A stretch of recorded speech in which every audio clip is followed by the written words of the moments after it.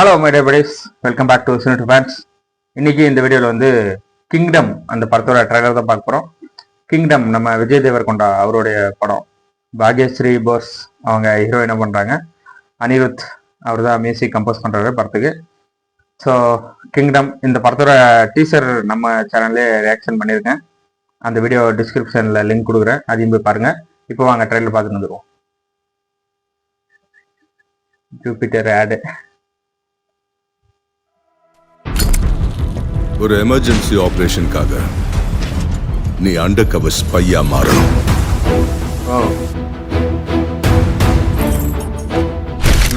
அம்மா வீட்டை, வேலைய, ஊரை எல்லாத்தையும் மறந்துடணும். நீ கால் வைக்க போற புது உலகம்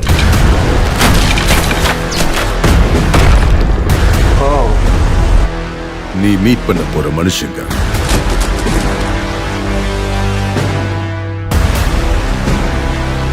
நீ சந்திக்க போற சிச்சுவேஷன்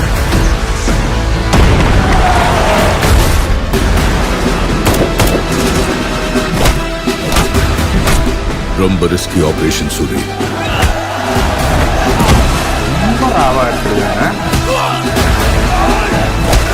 சிவா, நீ ஸ்பையா போக போற கேங்குக்கு லீடர்.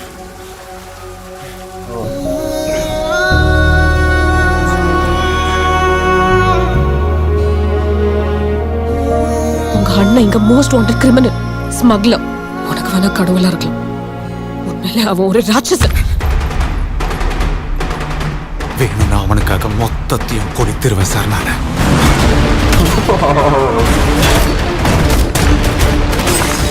இன்னைக்கு வாழ்வா சாவான்னு இந்த 5 நிமிஷத்துல தெரிஞ்சிடும். எலிவேஷன் வேற லெவல். புதுசா தானே வந்திருக்கிறேன், இங்க சில ரூல்ஸ் இருக்குது.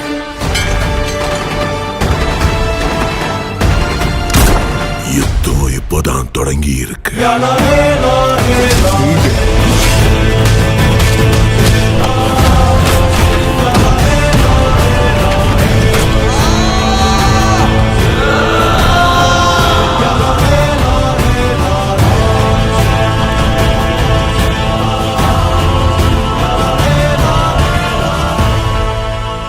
I think இந்த மண்ணிலேயே ஏதோ பிரச்சனை இருக்கு.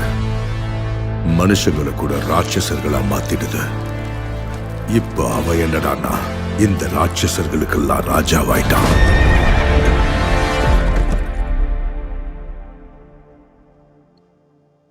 அது விஜய் தேவர்கொண்டாவா அப்படின்றதுல ஒரு டவுட் இருக்கு. இல்ல வேற யாராவது கேமியோவா அப்படி கொண்டு வந்திருக்காங்களா அப்படின்னு பாக்குறோம். ஏன்னா நிறைய படத்துல நிறைய இப்பெல்லாம் கேமியோ வர ஆரம்பிச்சிச்சு. இந்த கடைசியில் அந்த ஷாட், அந்த ஃபேஸ் மாஸ்க் போட்டிருந்தது மட்டும் ஐ திங்க் ஏதோ ஒரு பெரிய ஆக்டர் கேமியோவா இருக்க வாய்ப்பு இருக்கு. இல்லை மேபி அந்த மண்ணோட ராஜாக்கள் அந்த மாதிரியான ஒரு ஃபேஸ் மாஸ்கோட தான் சுத்திட்டு இருப்பாங்க அப்படிங்கிற மாதிரி இருந்து விஜய் தேவர்கொண்டா அந்த ராஜாவானதுக்கு அப்புறம் அவர் யூஸ் பண்ற மாதிரி அப்படியும் இருக்கலாம். ஸோ இது என்னுடைய பாயிண்ட் ஆஃப் வியூ.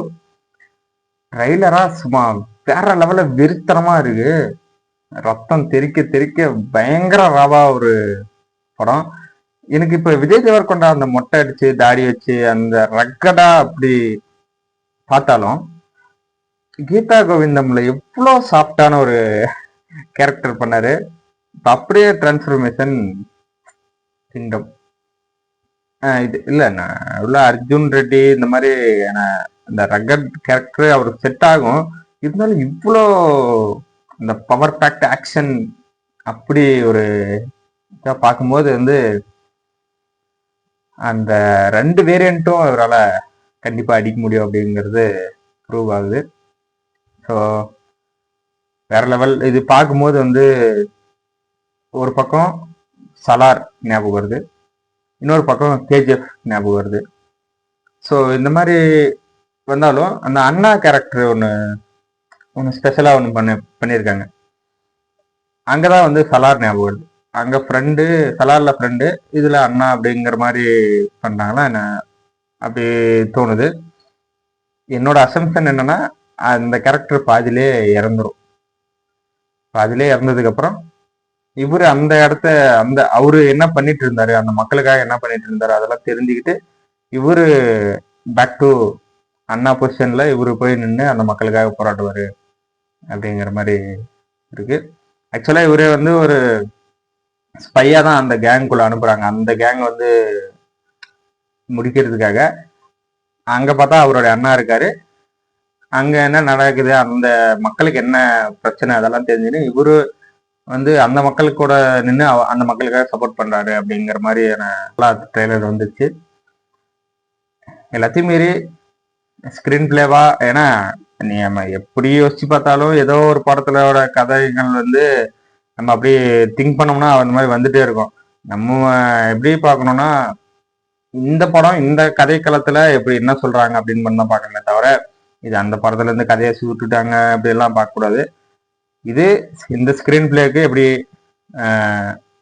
டீசெண்டா பண்ணியிருக்காங்களா அதுதான் பார்க்கணும். இந்த ஸ்கிரீன் பிளேக்கு டிசர்வ் பண்ணியிருக்காங்களா அவ்வளவுதான்.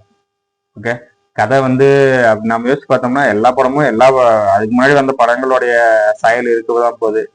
அதுல வந்து கொத்தம் இல்லை, ஸ்கிரீன் பிளே தான் மெயின். ஸோ இது வந்து நல்லா இருக்கு. ட்ரைலர் வந்து ரொம்ப இம்பாக்ட் வந்து பயங்கரமாக கிரியேட் பண்ணுது.